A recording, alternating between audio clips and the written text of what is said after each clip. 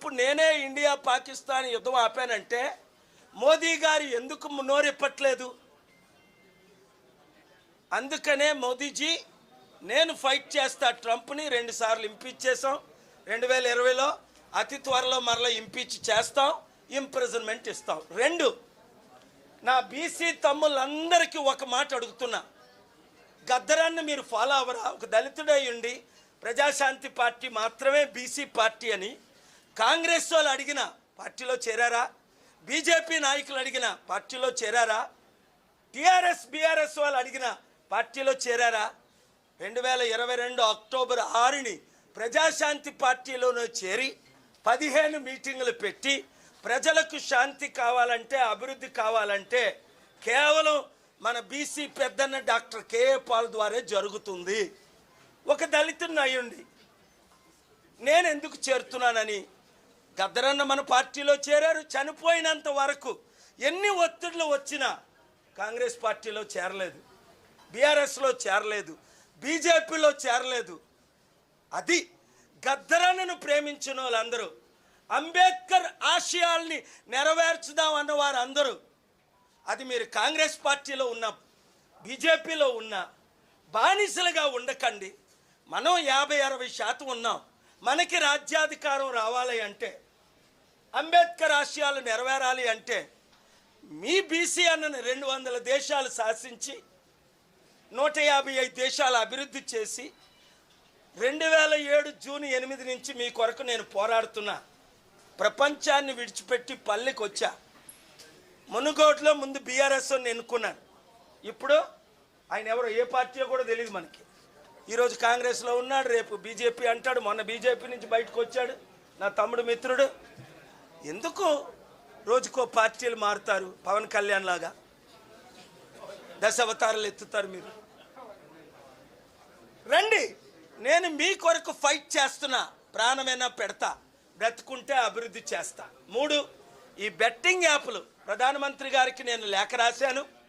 776 ఎంపీలు, ముఖ్యంగా తెలుగు ఎంపీలు, ఇప్పుడే నా మిత్రుడు రవిచంద్ర గాయత్రి కలిశారు. ఇక్కడ ఏ పార్టీ అయినప్పటికీ పార్టీలకు అతీతంగా మన దేశ యువతీ యువకులను మీరు రక్షించాలి అంటే ప్రతి ఎంపీ ఎమ్మెల్యే, ముఖ్యంగా తెలుగువారు మొదట స్టార్ట్ చేయండి. ఈ పార్లమెంట్లో బిల్లు పెట్టమని నేను ప్రధానమంత్రి గారిని అడిగాను. సుప్రీంకోర్టు నుంచి నోటీసులు ఇప్పించాను. 30 కోట్లు యువతీ యువకులు మరణిస్తున్నారు, వేల మంది సూసైడ్లు చేసుకుంటున్నారు, లక్షల కోట్లు అప్పు చేసేస్తున్నారు. సుప్రీంకోర్టు ఆర్బీఐకి, ట్రేకి, ఈడీకి నోటీసులు ఇవ్వబట్టి మే నుండి ఈరోజు విజయ్ దేవరకొండ అంటాడు బయటకు వచ్చి, నిన్న నా కూతురు కంటే చిన్న వయసు, బెట్టింగ్ యాప్కి గేమింగ్ యాప్స్కి తేడా ఉందట, సుప్రీంకోర్టు లైసెన్స్ ఇచ్చిందట. తమ్ముడు అనకూడదు, చిన్న కుర్రాడు నువ్వు.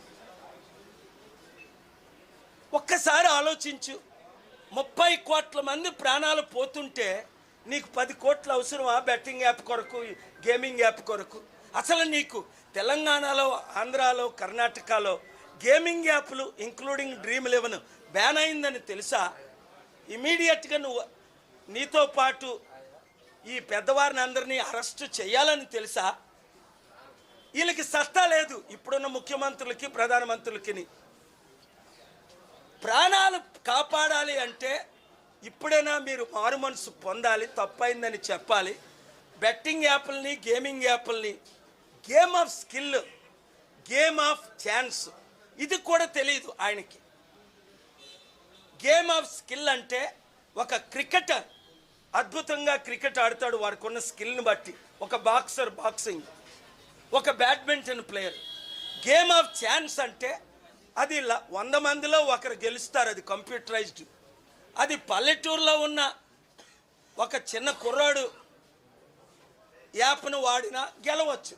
ఇది స్కిల్ కాదు, గేమ్ ఆఫ్ యాప్ అని మే 23న, ఆగస్టు 1ని సూటిగా నేను వాదనలు వినిపించిన తర్వాతే సుప్రీంకోర్టు నా వాదనలను సమర్థించి ఇంతవరకు ఇలాంటి నోటీసులు ఎవరికి పంపలేదు. గూగుల్ యాప్లను పార్టీ చేశా. బెట్టింగ్ యాప్లు క్లోజ్ చేయకపోతే వాళ్ళ కంపెనీలు ఇండియాలో క్లోజ్ చేస్తా. ఎండోర్స్మెంట్ యాక్టర్స్ ఆపకపోతే వాళ్ళు జైల్లో పెట్టిస్తా. బ్యాన్ చేయకపోతే ప్రతి ఎంపీ ఎమ్మెల్యేని చిత్తుగా ఓడిస్తాం. ఏ ఎమ్మెల్యే ఏ ఎంపీ అయితే అసెంబ్లీలో పార్లమెంట్లో ఈ బ్యాన్ బెట్టింగ్ యాప్ల